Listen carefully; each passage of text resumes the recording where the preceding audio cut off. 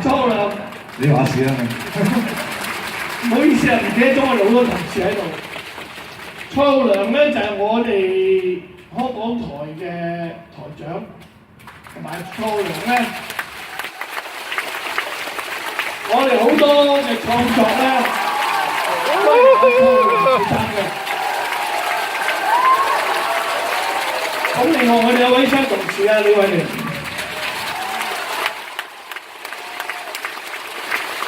大家知啊 ，DBC 其中而家 DBC 死咧，就因為我話要請李慧玲嘅，呢個罪魁禍首嚟嘅。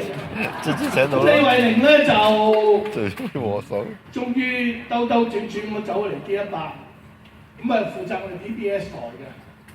咁由聽日起咧，我哋 DBS 台嘅台長。咁公益節目咧。就由佢負責㗎啦，咁佢會同阿蔡浩良合作嘅。咁啊，聽日我個合作係處理個台，唔係節目。蔡浩良，你有諗過做節目嘅咩？做一般隨哦，其實最好就唔使啦，因為我都好多嘢做下嘅。咁聽日開始咧，5點鐘我哋嘅節目本來叫做風波女自由風咧，就改翻個名就叫做左右大局嘅。聽日開始。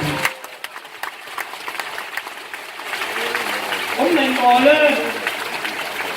唔可以淨係為咗個節目改名㗎嘛。咁又話有好消息公佈。咁我同阿林旭華咧，林旭華今日唔嚟得，因為佢啱做咗阿爺咧，個 BB 好似有啲事要入醫院，你知做阿爺好緊張嘅，都係唔係好大件事，唔使擔心。咁啊，今晚唔嚟得。咁我同阿林旭華同埋阿潘啟迪咧，我哋會再做翻呢個叫做咩摩羅街嘅。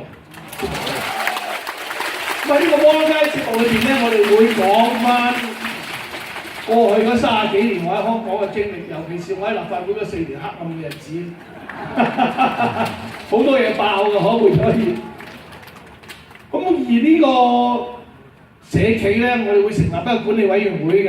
咁我哋管理委員會咧，當然就何國輝啦、李錦雄啦，我哋另外一位創辦人林旭華啦。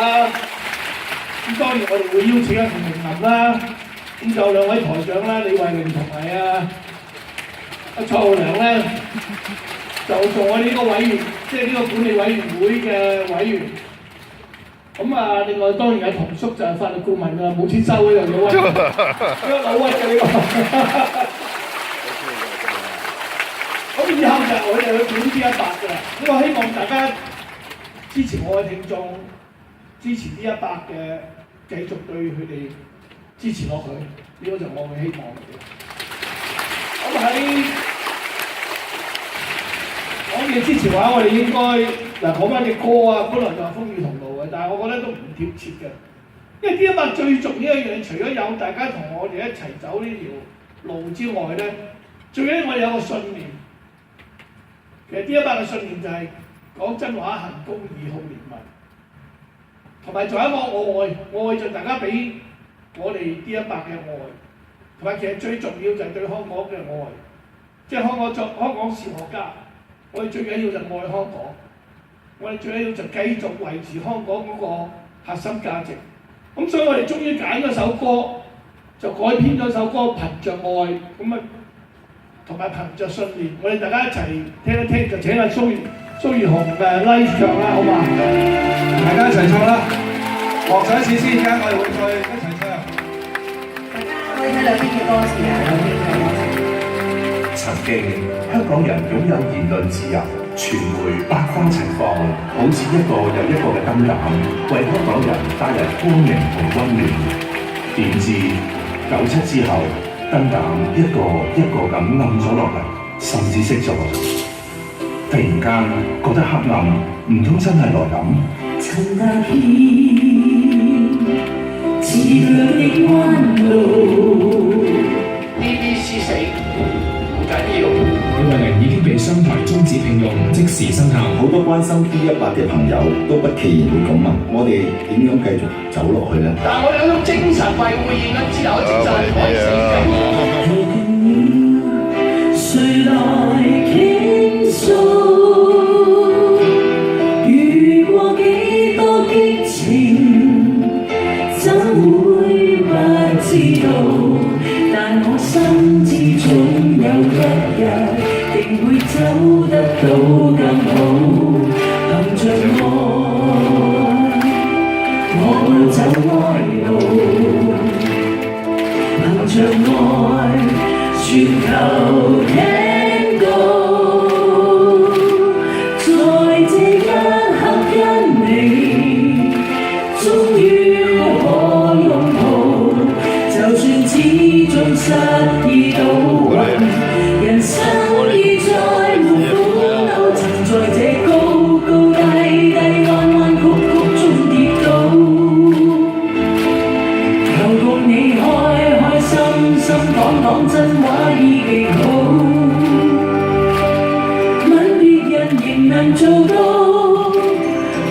意同行是極好，未懼怕荊棘的波折，伴到老。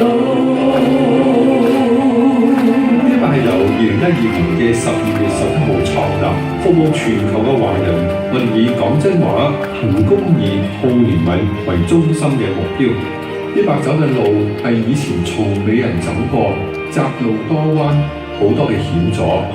無論環境如何改變，我哋信念始終如一。行着愛，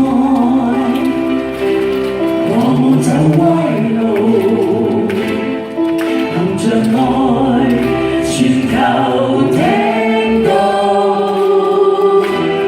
在這一刻跟你，終於開海擁抱，就算始終失意倒運，人生已再無苦惱。我撞到一位中年嘅女士，佢行動係唔方便，佢係需要用一啲支架一路撐住咁行，佢仍然支持我哋D100嘅加油燃錢嘅計劃。我哋冇可能唔知道咩叫感恩，但係我從來係未體驗過，原來感恩係甜中帶苦，亦都係苦中帶甜。曾在這高高低低彎彎曲曲中跌倒，一齊唱好嗎？求共你開心心講真話已極好，講真話，吻別人仍能做到，好憐憫，公義同行是極好，行公義，未懼怕荊棘的波折，伴到老。在這高高低低彎彎曲曲中跌倒，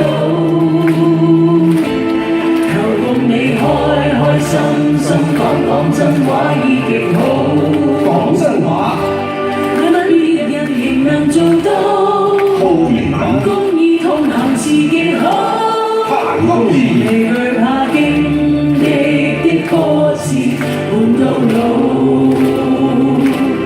行着愛的一步，長到老。